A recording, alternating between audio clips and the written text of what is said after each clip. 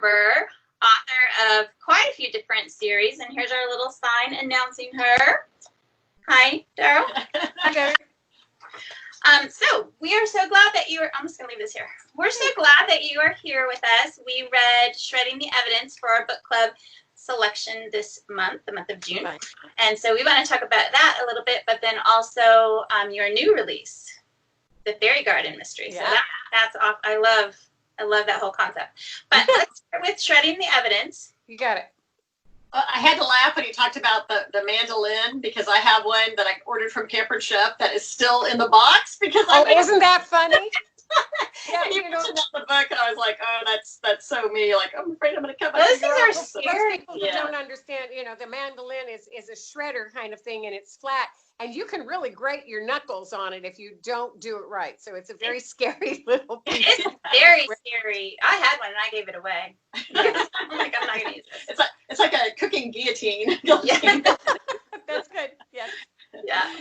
So we've come up with some questions for you. Love the book, by the way. It was Thank you. Very entertaining and lots of aspects of it that we loved. But thank you. So this is book 9 in your Cookbook Nook series. So tell us how the series started. We'll go back to the beginning. Well, it's a funny story. So I was when I was Avery Ames writing the Cheese Shop Mysteries, I went to a cooking store, a culinary store in Occoquan, Virginia. I was out for Malice Domestic, which is a conference for mystery authors and mystery readers. And we went to this cooking store. My friend Krista Davis had set it up. And I walked into that store and I looked at Krista and I said, "Don't you dare take this idea, it's mine." I said, "I want to create this because this is putting cooking with books into a series." And it just seemed to me that would be a great idea for a story. And the woman that ran the store, it subsequently is closed. But she loved that store. She loved mysteries. She had fictional cookbooks in there, fictional food books, like chocolat, things like that. She had all these adorable, it was called Salt and Pepper. She had salt and pepper shakers, beautiful, different kinds everywhere, other cookware kind of things. It was just, my heart melted when I walked into the store and I said, I had to create this. And then I created it on the coast of California because I'm a Californian. And so I decided that, I might as well write about an area that I pretty much know. And I created this fictional little town called Crystal Cove on the coast of California so that we could have a seaside, blue skies, everything kind of mystery series. Well, there was a store here that Melissa and I both loved called Southern Seasons, Mm-hmm. and it's gone out of business, but they had the neatest stuff. They had food, but you could also buy like cast iron things. They had a wine bar in there for $5. Oh, yeah. Nice. Yeah, a really eclectic store. Yeah, and it kind of gave you ideas of things to cook and stuff. And I'm not even much of a cook, but I always loved going in there. And yeah, we're really, really sad to see that go. And that was even before the pandemic when it closed down. I don't know if are all of them closed. Or was just the one. I think so. I think they all closed. Yeah. I have to say, when my friend, I don't know if you know her, Wendy Lynn Watson, also yeah. Ice Cream a la Mode series and a Pet Speak. So when we first heard about your Cook Nook book series, we both looked at each other and we were like, I wanted to write that. That would be such a great series. It was one of those things that it was like this to me was a brilliant, mix of what I was already doing. What is interesting is that I've got so many people say they want to come visit the store and live in the store. And I would like to do the same thing. I love cookbooks. I've gotten to know a lot more about cookbooks since I started this because in each book I have a theme. And so in this particular one, Shredding the Evidence, it was all about, shredding foods and things. So I had lots of different cookbooks that I mentioned that include like salads, shredded pork sandwiches, all the foods that I mentioned have shredded coconut cookies. There are all these different things that you can do. But all of my books have themes. And so each time I start a book, I pick the theme and then I research the cookbooks that I'm going to include as references in the book. And so it's really enlightened my world. I don't buy them all. Oh my gosh, if I did. You need a whole store. Yeah, I'd have a bookstore. But I bought a lot of them and I refer to them for some recipes and things. So it's fun. Have you had a favorite theme of the ones that you've read, the 9 books that you've written so far in this series? Well, I have to say I did for the second book, Inherit the Word. I I had a grilled cheese festival because I'd wanted to put that in my cheese shop mysteries, and my editor didn't want it. So I said, guess what? And so I made grilled cheese after grilled cheese for an entire book writing session. And that was really a lot of fun. The other one was fudging the books that had a lot of chocolate in it. And that was fun. I made a recipe for Pirates fudge because Pirate Week was also there during that book. And so I made pirate booty fudge. It's really good. The recipe's in the book. Share that during the watch party. Yeah. That's a good idea. So Jenna and Aunt Vera are both great characters. Really love them. And love Aunt Vera's unique style that she has the tarot card. So how did that evolve? Like, do you have this mystical side to you? Do you read tarot? No, I don't. But I have tarot cards. Okay. No, I don't. But this was a character that I wanted to write. When I first started writing, I was an actress and I was writing screenplays and trying to get TV shows on and things. So I was here in Los Angeles. We moved away. That career went to the wayside and I started writing books instead. But it was a character that I'd created for one of my comedy shows that I was doing.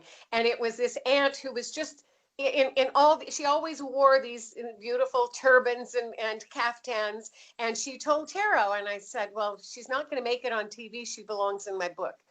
So I brought Aunt Vera in, and she has just taken off as a character. I mean, she's so warm and she's so loving. Jenna lost her mother a few years ago, and Aunt Vera was always there for her.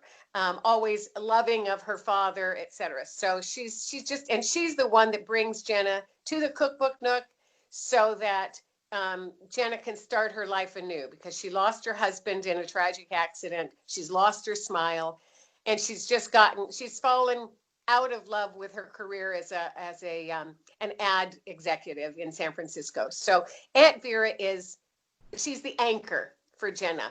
And I love that. But she's also a little bit woo-woo. On the other hand, she may believe in tarot and she may believe in ESP and everything else, but she won't force it on anyone. She knows that not everybody is a believer. And when she reads tarot, she tries to only read the good that might be told in the reading. Unfortunately, not every reading is positive. Right. But I've done a lot of study on tarot. I go online and I read all the cards and read what they mean upside down. And I try to give them in short explanation. When I put them in the book, I try to put them in a short way that she can understand it. Even Jenna understands it, maybe interprets it. And that's been fun. Yeah, that's very cool. Fun research to do. Yeah. I'd like another official question on here, but I want to actually touch back on something you mentioned. So you have an acting background, so that's very interesting. And I've read books by Steve Martin, which of course, he's got the comedy and acting background. And I thought he was so good with character. And there was another author, and I don't know if you know her, Melissa from Texas, Rosemary Clement Moore. Yeah, I don't know her. A talk. She wrote some great YA books, but She did a talk on how her theater background helped her with her character. So can you maybe touch on that a little bit? It's one of those things that I think I'm really good with dialogue. I like to hear my characters talk to each other. So I'm not a writer that internalizes everything for all my characters. A lot of time it's done in scene work, how to break it up, how to make sure that we get to the point with dialogue that might be witty, that might be charming between two people, that might be tense. How do you get conflict into dialogue? And I think that I'm going to, okay, just decline. Hold on, somebody's trying to call me and I had to decline that. Sorry about that. And like I said, this is my first time doing this with Skype on video, so it's like, oh, what do I press? Turn everything off. Technical difficulties, believe me. Our quick warriors are patient with us. Yes. Yeah. So anyway, as an actress, it gave me a lot of background as to how to stage things, where things belong. I visually see each of my rooms that I'm writing. If I write something, I visually see it. Sometimes I'll even make maps of where things are. I think that as an actress, I need to know positional things as well. So I sort of see a big picture. As an actress, it also, because I was writing screenplays, It taught me the 3-act structure. And so I try to make my books in a 3-act structure, sometimes a 5-act structure. There'll be a twist in 2 and a twist in 3. And that helps me it just in the overall pacing, I hope, of my stories. So, yeah. Yeah, that's cool. That's a very interesting background. Interesting how one thing segues into another thing there. So the official question number 3 Okay. is there's a karmic theme in shredding the evidence. What goes around comes around. So do you believe in karma? I'm not sure that I believe in karma. I believe, I believe in God. I believe in the afterlife. I believe that there is a spirit that if you're a bad person, it's going to come and get you. So if that's karma, yes, I do believe in karma. And I believe that bad people deserve to be punished. Yeah. You know, so well, most mystery writers, I think, do have a sense of justice. We like justice, and the readers too. They want to see justice be done. So right. We can call it karma. We can call it justice. It's kind of the same thing. Right. We like to see that. So I guess that's karma. You know, is I would like people to be punished if indeed they do bad things, but I don't believe that everybody deserves death because they're bad people. Right. Right? Yeah, of course. So I think that's where I draw the line. Yeah. All right. So our next question. For me as a writer, I love most of my characters, and sometimes it's very hard to choose the one or think about who's going to be the killer because I end up liking that person for a different reason. So how hard is it to find somebody to throw under the bus, especially when you're working with this tight knit community? Well, interesting. I did find when I was writing the Cheese Shop mysteries that I often brought people from out of town to die. Well, and you think about it. If you're going to write a series, you can't have someone good be a suspect and then 3 books later they're just fine. That suspect sort of has to go out of they have to lose in the picture, because otherwise, if you're reading book 3 and then you read book 1, if you read them out of order, right, you'll already know that person's not in jail. So therefore they didn't do it in book 1. So it's almost like, and so people will say to me, you write a cozy, you have a lot of characters. Well, number one, I'm populating a town. I'm also populating suspects and victims. And so therefore, you have to keep adding 4 or 5 characters a book in order for it. You can wait 3 or 4 books before you bring back a character and now they're innocent, because by that time the reader probably has forgotten. But those are the kinds of things that you have to think of where you place them. And so but I have killed good people, and it hurts my character so much. That's why she gets involved. Mm-hmm. And I've killed bad people, and usually it's she or somebody she knows and loves that is the suspect, and that's why she gets involved. So most often, there's love and bonding involved with this. And it's sad to kill someone nice. It's terrible to find out their secrets. It's terrible to find out, what might have driven someone to kill that person, and see if that's even a warranted motive. So yes, it's hard to kill the good ones, but and it's hard to suspect the good ones.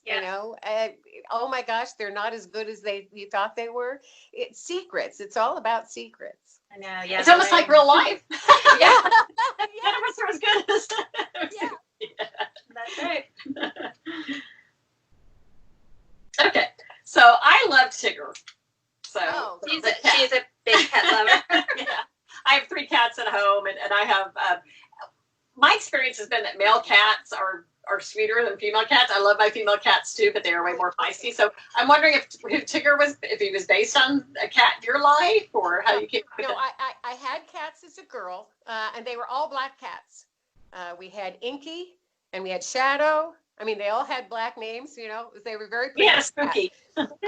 Yeah, right. And when I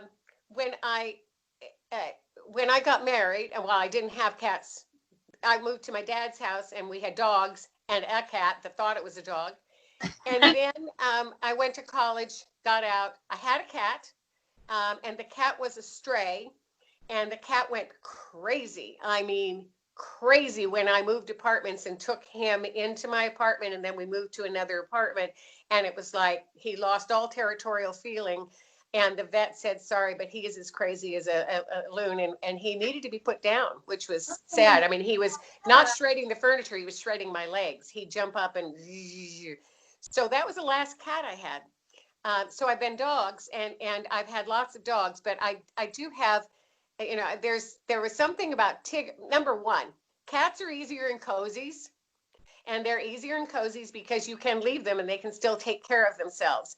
Dogs, you know, dogs need to be fed, peed, etc., walked, played with. They need a lot of affection. Cats sometimes could care less. So I like having an emotional pet in my books. And so cats have made their way into all of the books.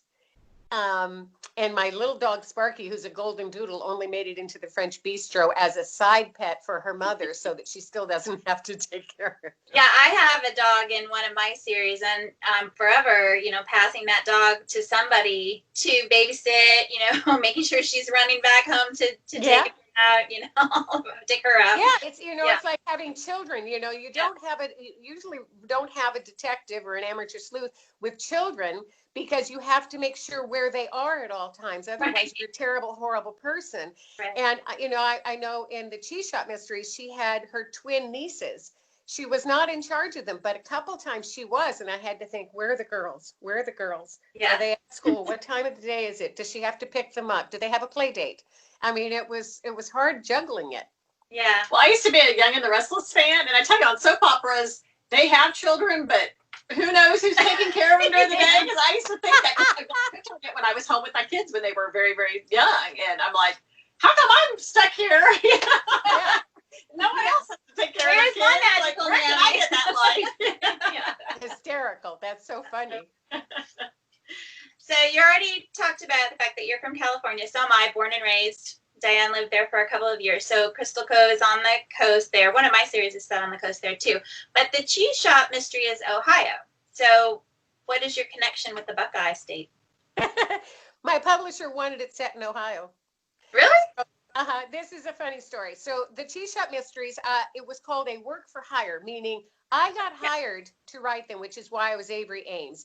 They owned the idea. They wanted somebody to write a cheese shop. Luckily, I wrote 3 chapters for them, and they hired me within 2 days. So I wrote 3 good chapters. They liked the way I wrote, and they wanted it set in Ohio because that's where she lived. And I sort of laughed. It was like, shouldn't it be in Wisconsin? Or California, where we have cows. Yeah. Because that was our motto for a long time. California, the cheese state, because we have cows. And I mean, it was a funny thing. Ohio. Okay. So I went to Ohio, and a friend of mine said, set it in Holmes County. Holmes County is rolling hills. You wouldn't know this because Ohio, most people who even live in Ohio think it's flat, but it's not. Holmes County is beautiful. It looks like San Francisco Bay Area. There are lots of oak trees and rolling hills and everything else. So I went to a bed and breakfast, and I went to a little town, and I did the Amish tour.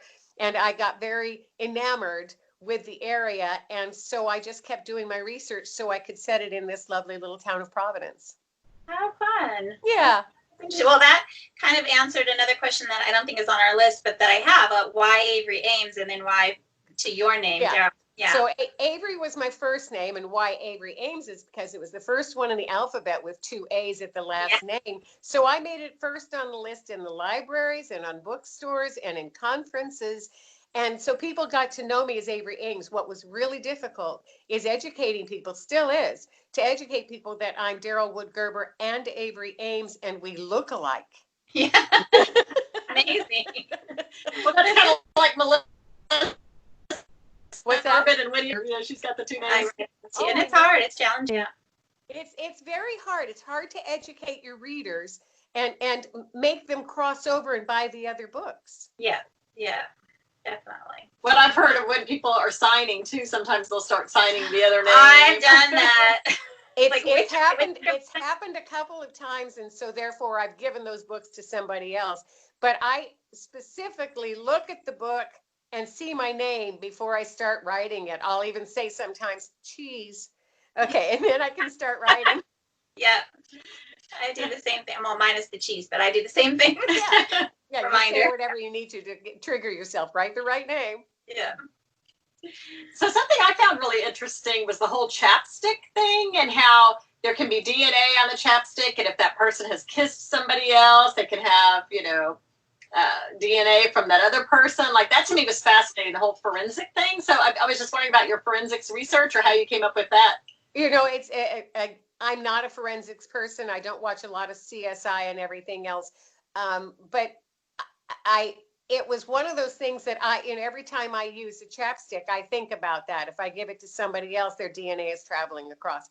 And this is giving no clue away to anybody, by the way. So if you haven't read the book, this is, but if you are part of the book club and you read the book, then it's fine.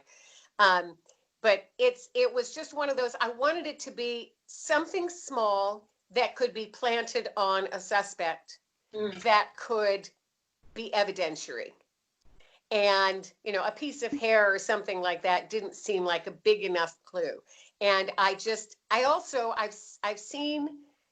I think a mean person would write a horrible something on a mirror, on a window. You've seen that enough in mysteries and things.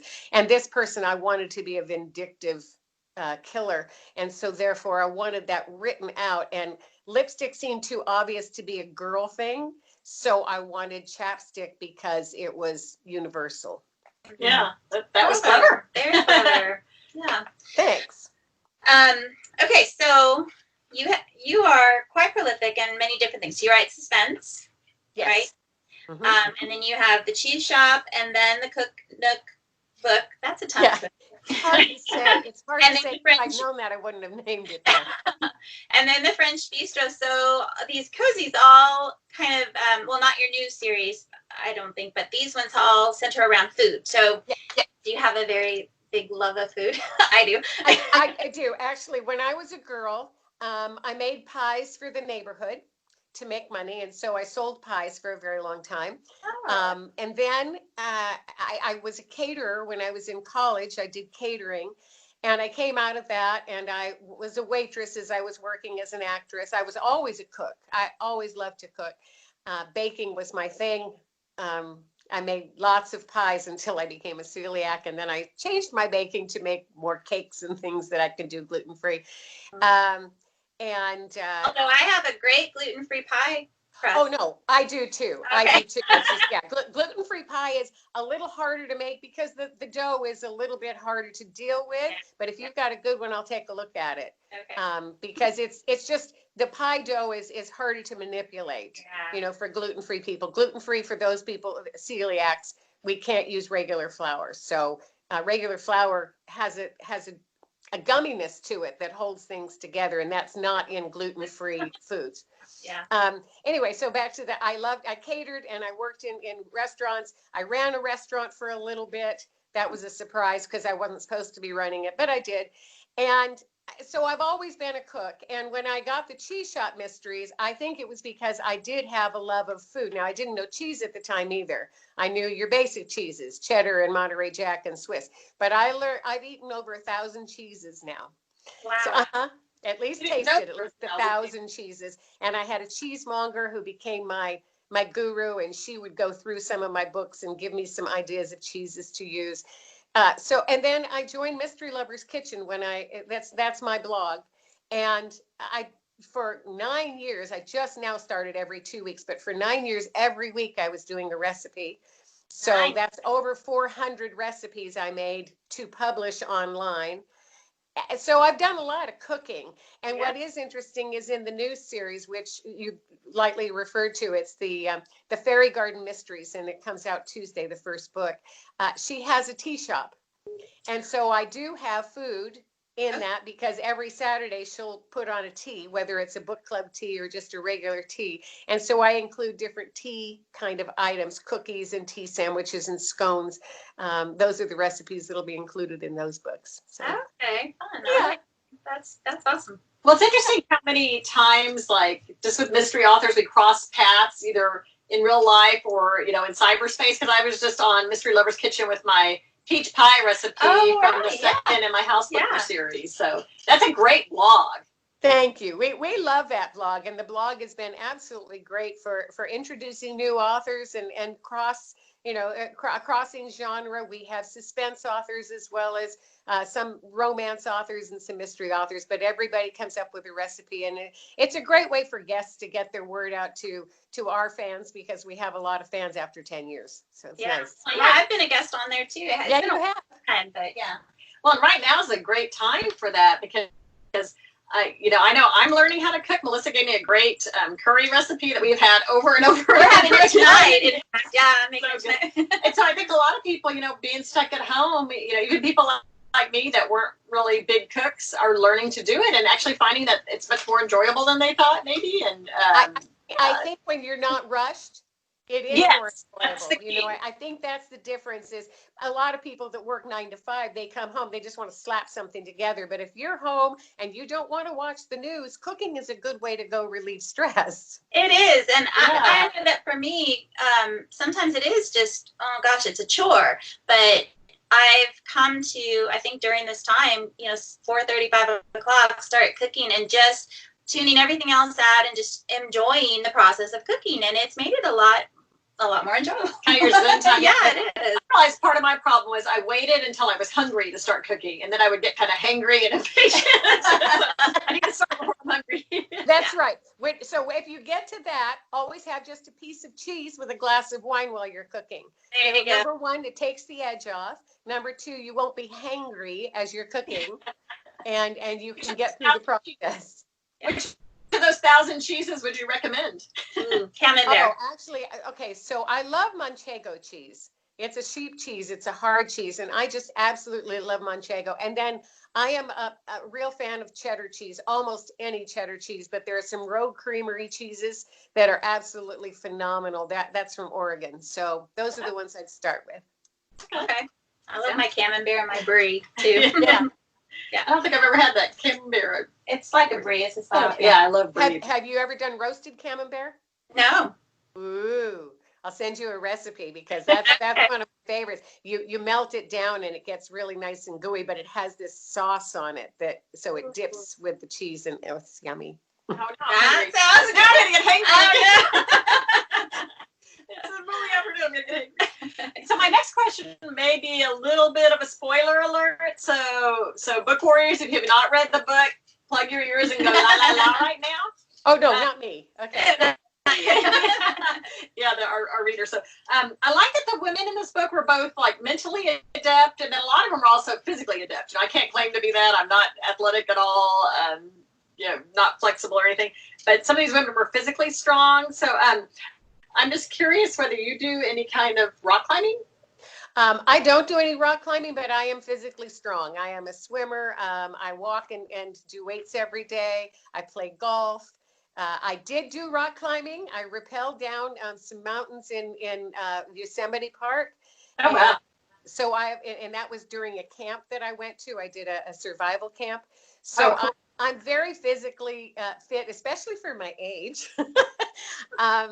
And so I like strong women, not just physically strong. My big deal is I like women who have good mental strength and good strength of soul.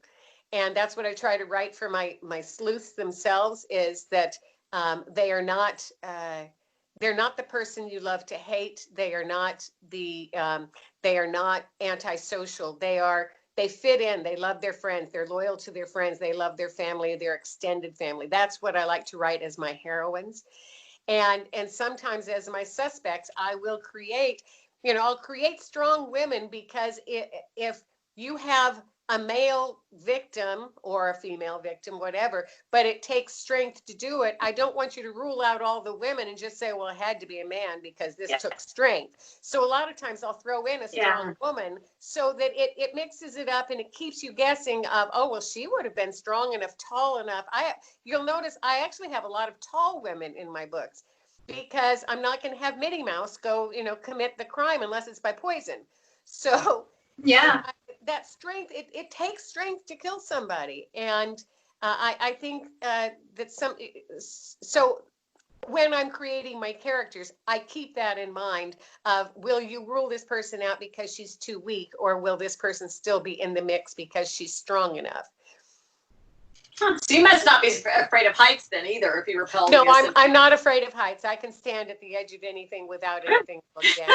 My husband cannot, or could not, I should say, and would freak out even if there was a big railing and I stood next to it. It's like, please move away, please move away. It's like, okay. So I jumped out of a perfectly good airplane. Oh my goodness. But I was strapped to a really good instructor. I've not done it on my own, but it was very, very exciting. Oh my gosh. I think I would pass out. I just would pass out. I don't know if I could do that. Yeah. My daughter wants to do that. I have flying dreams though. I don't know if you guys do. I have flying dreams. And I love my flying dreams. I fly everywhere. And when I'm there, I'm in a very creative state. And when my husband gave me the jumping out of the airplane opportunity for Christmas one time, and I looked at this gift card and I said, are you trying to give me a death wish? And he said, no, you said you wanted to jump out of an airplane. And I said, I have. And then I looked at it and my hands started to shake and my heart started to palpitate, and I went, ugh, and I put it on my desk, and I didn't call it. And he said, have you called? I said, haven't called. So I finally called. 3 weeks, it took me 3 weeks to find the gumption, and I called, set the appointment, and it rained that day. So they had to cancel, and I had to reschedule. And then we went out, and he went with me, and he was on the ground just, beside himself, because I was up in that plane and I was going to jump out, and we were the last ones to jump out. So it was fun. Wow. Would you do it again? I did it a second time. Yeah. Oh, wow. But I wouldn't do it on my own, only because number one, I'm too old. Then number two, it would take years of practice before I would be able to do it on my own, and I have too many other things on my plate. Because of the landing, is that why? Or yeah, because of pulling all those things yourself, packing your own chute. Everything is with somebody. You're on your own. If you crash, you crash, and that's it. And it takes a lot of practice to get to that point. I just don't have the time to do that. Yeah. Well, frightening to me. I don't know. Just kudos to you. Yeah, I could not do it. Okay, so Mary Crooks. Hey, Mary. Is one of our biggest reading fans and book warrior extraordinaire, and she's the one I sent you the question about which book. Yeah, right. She had a question. She wanted to know if any of your characters are based on people from your real life. Not really. Some people are compilations of people from my real life. Jenna is very much like me when I was younger, though I was not an ad executive. I do have to say that Jenna is probably the closest to who I am of characters, and I love her for that. Not because I love me. That's not what I meant.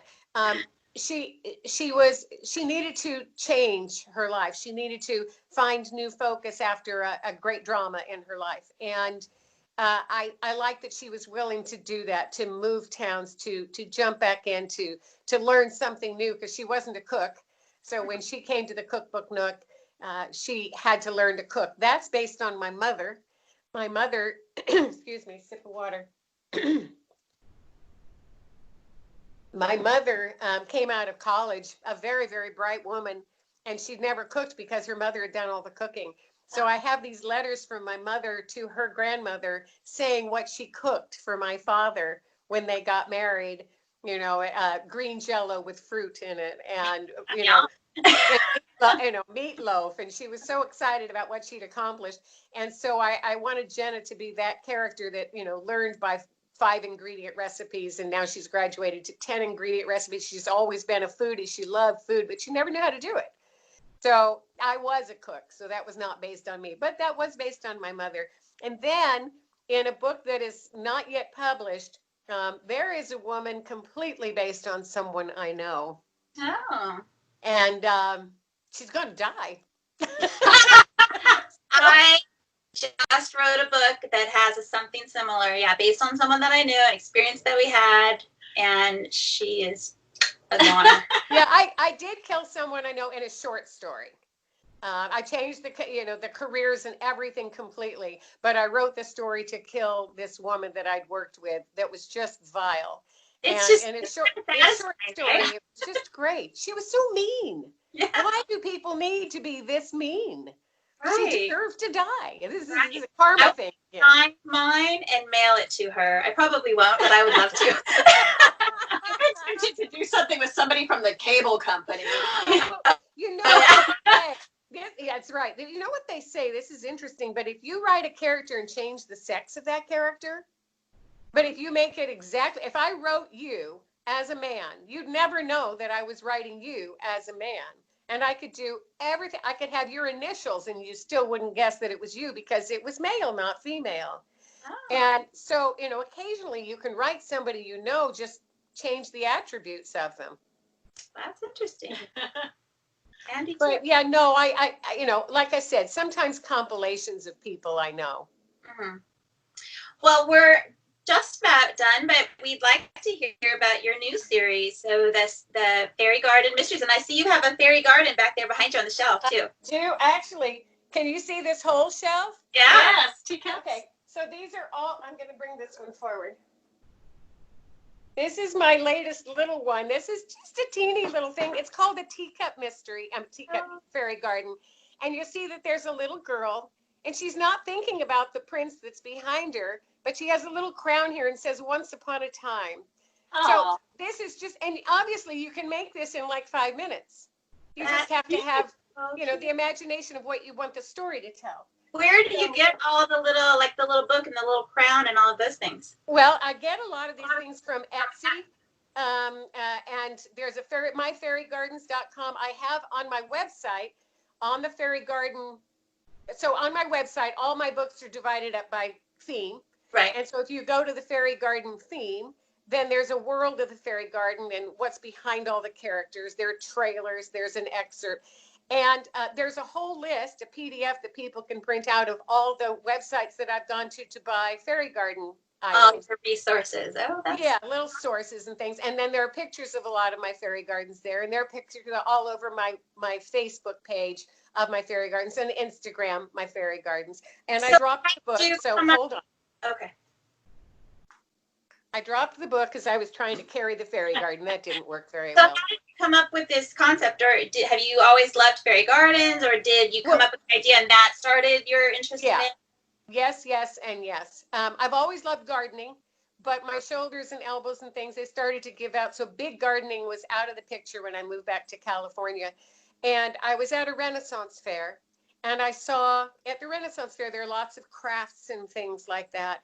And there was this one woman who had these beautiful fairy gardens, and there were little tinkly chimes in it, and a little fairy over here reading a book. And I mean, I fell in love, and I thought, oh, I'm going to make some of these. And so then I thought, gee, if I make some of these, would this be a good theme? Because I haven't written anything like this. I mean, like you said, I write culinary mysteries with food.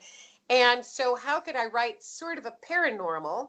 Because spoiler alert, there's a fairy in this, and she is a sidekick. Oh. So she really does help Courtney solve crime. And the reason she does is she's a righteous fairy, and a righteous fairy who's been kicked out of fairydom by the Queen Fairy. And in order to get herself back into good graces, she has to help humans solve problems. Not she's solve kind problems. Like Clarence from It's a Wonderful Life. Exactly, sort of like Clarence. She has to do good deeds in order to get his wings. So this is a whole series arc that you have then for her? Yeah, it's a series arc for her of how she's going to get back to fairydom and in the Queen's graces. Do you know how many books you have planned? In my mind, I've got at least 5 planned, but it depends on what the publisher wants, you see, because it all depends on selling books. Yeah. You mentioned the French Bistro Mysteries. They ended that series after 2 books, and that's because they were hardcover. This is my personal belief. Hardcover, too hard to sell and sell through. And for what's considered a mid-list author. Yeah. And I think hardcover works if you've hit the New York Times bestseller list and now people are willing to spend $25 to buy your book. But if your typical book is a paperback it's even hard to get them. So I'm going to show you this. So this is a trade paperback. And Right. Is it Huh? Kensington? This is Kensington. Yeah, so mine is going to that size too. They're changing their whole model. I Yeah. apologize. My gardener is right outside. Speaking of gardens, so he's right outside, and he'll be gone in a second if you're hearing a buzzing. Are you hearing all that? No. No? Oh, good. Okay, just my dog is hearing it. Sparky's sitting up. So anyway, I went to the Renaissance Fair. I fell in love with this. I went to a store that's about an hour and a half from me in Orange County, and I found all these fairy garden things, including like this little girl fairy. Isn't she adorable? Yeah. Look at her holding her little dress and her wings. She's so cute. So I found these things, and I made my first garden, and I made a video of me making my first garden, and then I decided I would write some chapters in a proposal, and I sent it to my agent, and he sort of said, I don't think this is going to sell. Really? And I said, just do me a favor. Try it. I said, there are no fairies out there. You've got witches, you've got goblins, you've got gargoyles, you've got ghosts. You even have skeletons working as sidekicks or sleuths. Try it. Yeah. And Kensington bought it. So I was very excited about that. And I think that, you know, they're a little nervous about this too. This is very unusual. You don't have fairy sidekicks. You have to buy into the magic. But there are magical cats. You know Sophie Kelly, don't you? Many magical books. Magical cats, magical gardens, magical this. So this is magical. And on the cover, they caught the magic. Yes. I love this cover. Cute. So we're crossing our fingers it'll do well. But, you know, in my mind, you know, would I love a 10-book series? Sure. Do series go that long? It depends on the publisher and how it's selling. Right. So I'm crossing my fingers that it will sell well. But I love Kensington. I'll be buying a copy for my Nook, but then I'm going to buy a copy for my neighbor because she has a little fairy garden on a tree stump. So exactly. Yeah. Exactly. And people do tree stumps all the time. It's absolutely perfect. I did a video of my backyard because I did get a little bit obsessed with this. And my grandkids come over and they'll say, you got another one? I go, yeah. Grandkids have. You know, it's sort of like doll housing. I've got a nook outside my office, and I made a village down there all around the trees, and it takes grooming. You have to go in. You can't just let them sit there. I have to keep plucking and pull out leaves. He just sprayed leaves all through it. So tomorrow I'll be out there, you know, miniature gardening. But it's been fun, and I find it very zen-like to work in my little garden. How many grandkids do you have? Let's see. My stepson has 3 boys. My stepdaughter has a boy.